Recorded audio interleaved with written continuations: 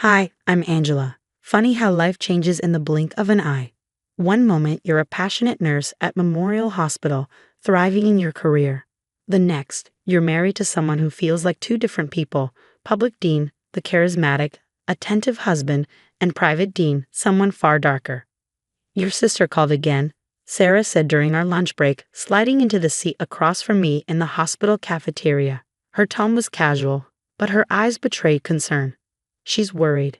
Says she hasn't heard from you in months. I stirred my coffee, avoiding her gaze.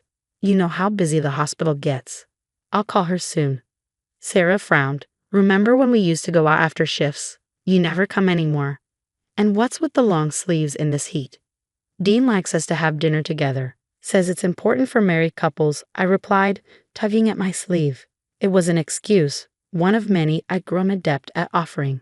The truth was, I hadn't seen my family in nearly a year. Somewhere between I do and now, my world has shrunk to three things: work, home, and Dean-approved activities. Even at work, I couldn't escape him.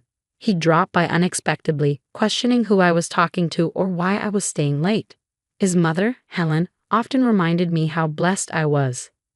Dean is just like his father, Robert, she'd say with pride. So devoted to his family. They just like to know where their wives are. It shows they care. She'd said this once while Robert casually checked her phone for the third time that evening. The spark of excitement came one morning in the break room. Big news, Sarah announced, her face lit up. They're promoting someone to charge nurse next month. You should apply, Angela. You're the best nurse on this floor. For the first time in forever, I felt hope flicker. A charge nurse position meant better hours, more responsibility, and nearly double my salary. Maybe, just maybe, with more money, things at home would get better. That night, while Dean was at his weekly poker game, what his sister Diana had let slip were underground gambling sessions. I filled out the application. When the promotion call came, I almost didn't answer.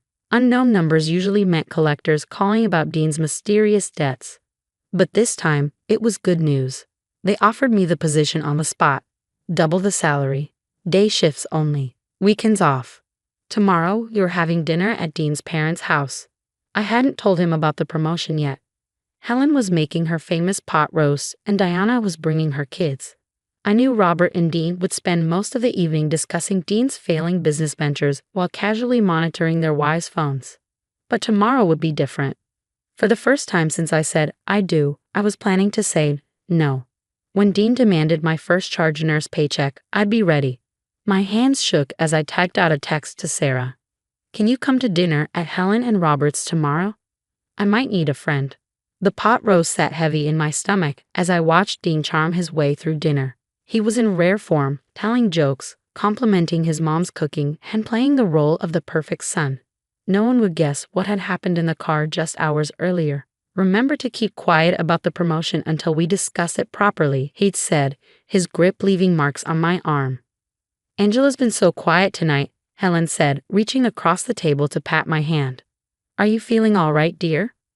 Actually, I have some news. The words slipped out before I could stop them.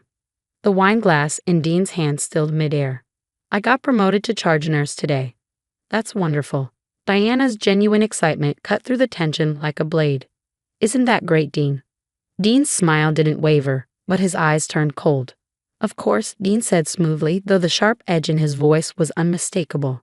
Angela and I were just discussing how the extra money will help with our debts. What debts? Robert's voice cut through the room. Dean's father rarely spoke at these dinners, making his question all the more pointed. There is no debt. My voice, steady but strange even to me, broke the stunned silence. And the money isn't going toward any mysterious bills either. I'm keeping this paycheck. The silence that followed was deafening. Helen's fork clattered against her plate. Honey, Dean began, his voice carrying that warning tone I knew too well. Let's discuss this at home. No, I stood up, my chair scraping against the floor. No more discussions at home. No more managing my money. No more controlling every aspect of my life. Dean shot up from his seat, towering over me. You're being hysterical, he hissed.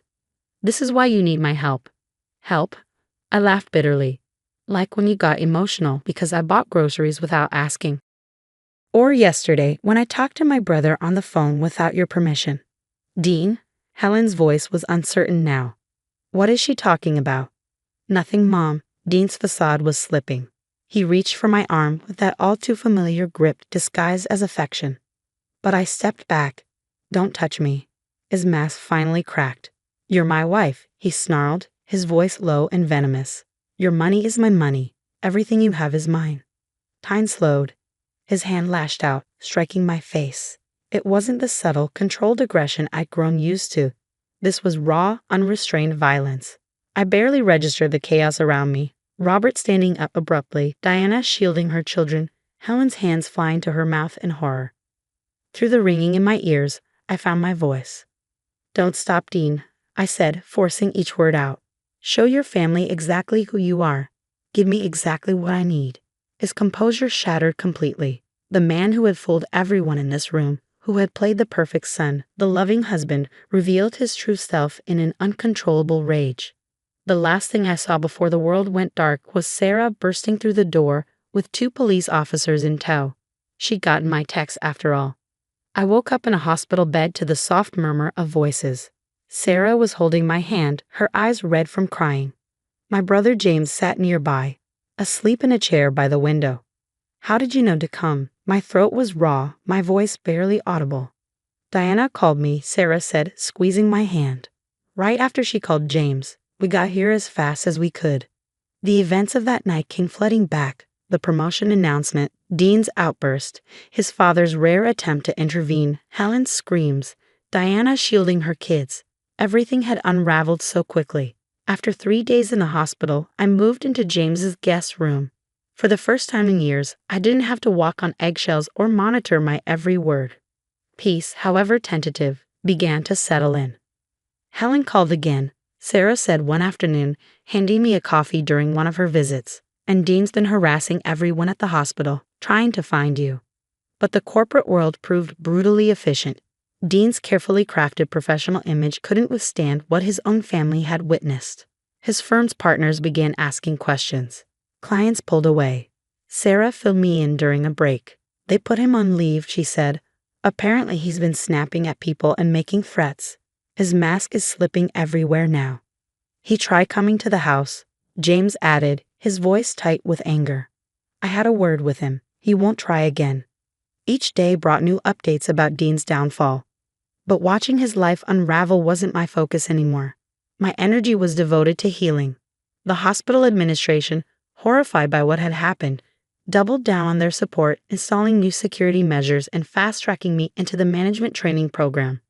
Diana began bringing her kids over for dinner, a simple joy Dean had never allowed.